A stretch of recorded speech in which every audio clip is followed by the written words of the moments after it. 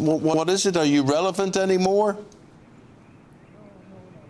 Well, one of the first rules in politics that you learn is that you frame the choice as you want it. Pick the opponent that you want. And it's clear that Keir Starmer's bizarre attack yesterday was that he's trying to frame the choice as between Labour and Reform, because he thinks Reform, notwithstanding what their poll position now, is an easier opponent to beat in the long term. But you'll be hearing from the Conservatives next week about our policies, about our views on things, and also about things that matter to the British public, which is tackling the cost of living and making different choices on public spending so we can live within our means and not keep going back to people and asking for more taxes. It's interesting that you say that Reform UK, the easier party to beat, but they're actually the party that's setting the political weather at the moment. They're leading far ahead in the polls. I mean, they look to be, according to the polls, the next government in waiting. And then you've got Kemi Badenoch on the front page of the Express saying she'd make a great Prime Minister. I mean, many people would listen to you and read that headline this morning and say, you're delusional. Well, look, I mean, if you look at sort of why has Reform got such a large amount of votes since the election, I mean, the main reason for that is people had such expectations about a change in government that it would bring change, and Labour have mishandled the economy. Rachel Reev's disastrous budget last year means more taxes this year, and so people are saying this is terrible too, so we've got to look for something else. I think the first thing is what's motivating that. Second is on the particular issue of immigration. People are saying we need a solution, and the government doesn't seem to have it. The Conservative Party and the last Conservative Party, we had the Rwanda policy. That I still think should be the core of it. But until political parties come forward, and this government in particular now, because it has the reins of office, and solves for the public satisfaction, it tells British public, to their satisfaction, it's got a grip on immigration, Reform will ride high. But remember, coming into the next election, if immigration isn't the key issue, then Keir Starmer may be right, and Reform may start to fade as a political force. But until then, to wait and see if that happens, Richard. What Starmer did yesterday, he picked Nigel Farage as the main issue as opposed to migration.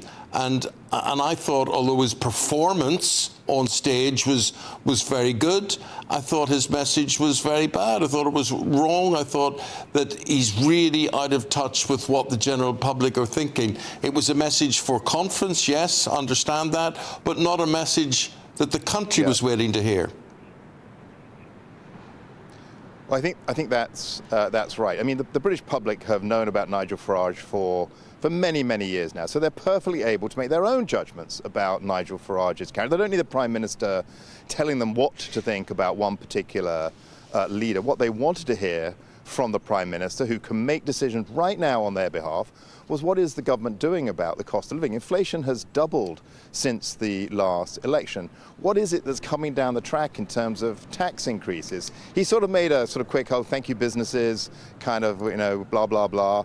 But he whacked businesses with a huge amount of tax increases last year, which is now working its way through to price increases that people feeling when they go to the supermarket, do their grocery shop, or when they look at their energy bills. And the Prime Minister didn't spend any time talking about that. So I think it was a really unseemly speech from a Prime Minister that didn't address the issues of the British public. And next week, the Conservative Party will fill that gap and talk about those issues and say what the Conservative Party would do when we return to office. And just finally, what do you make of the language that we've been hearing from the Labour front bench at this party conference? We've had the Prime Minister, the Education Secretary, the Health Secretary, the Home Secretary, all describing Nigel Farage, all his policies, as racist in recent days. David Lammy even going so far as to saying that Nigel Farage flirted with the Hitler Youth before actually climbing down and apologising later on. But how does that language make you feel? I mean, Nigel Farage saying that this is insightful, inciting violence towards Reform UK. What do you make of it? Well, sort of abusing your opponents, political opponents, is not smart politics. There are legitimate reasons to point at Reform and say where they've got things wrong, but those should be about the policies of Reform. I'm a Conservative. Reform seems to me to be far too keen on raising benefits. We, as the Conservative Party, want to rein in welfare.